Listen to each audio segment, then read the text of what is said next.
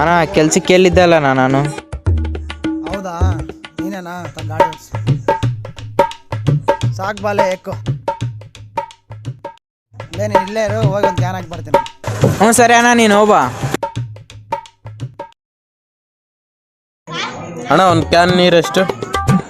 ಒಂದು ಕ್ಯಾನ್ ನೀರು ಅಣ್ಣ, ಒಂದು ½ ಲೀಟ್ರ್ ಬಾಟ್ಲಿ 10 ರೂಪಾಯಿ ಐತೆ ಅಂದರೆ ಇದೊಂದು 200 ರೂಪಾಯಿ ಇರ್ಬೋದು. ಒಂದು ಕ್ಯಾನ್ ನೀರು 200 ರೂಪಾಯಿ ಅಣ್ಣ. 200 ರೂಪಾಯ? 200 ರೂಪಾಯಿ ಅಂದ್ರೆ ಆಗಲ್ಲಣ್ಣ, 100 ರೂಪಾಯಿ ಕೊಡು.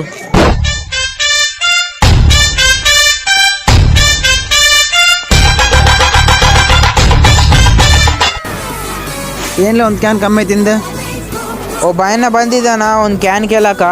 ಆ ಅಣ್ಣಿಗೆ ಹೇಳ್ದೆ 200 ರೂಪಾಯಿ ಒಂದು ಕ್ಯಾನ್ ಅಂದರೆ 100 ರೂಪಾಯಿ ಕೊಟ್ಟು ಹೋದ ಸಗಾನ. ಹೌದಾ, ನೀನು ನಾಳೆ ಕಂಟಿನ್ಯೂ ಬಂದ್ಬಿಡ್ಲೆ. ಸರಿ ಅಣ್ಣ, ಕಂಟಿನ್ಯೂ ಬರ್ತೀನಿ. ಇಂಥವನೊಬ್ಬನೇ ಇದ್ರೆ ಸಾಕಪ್ಪ ನನಗೆ.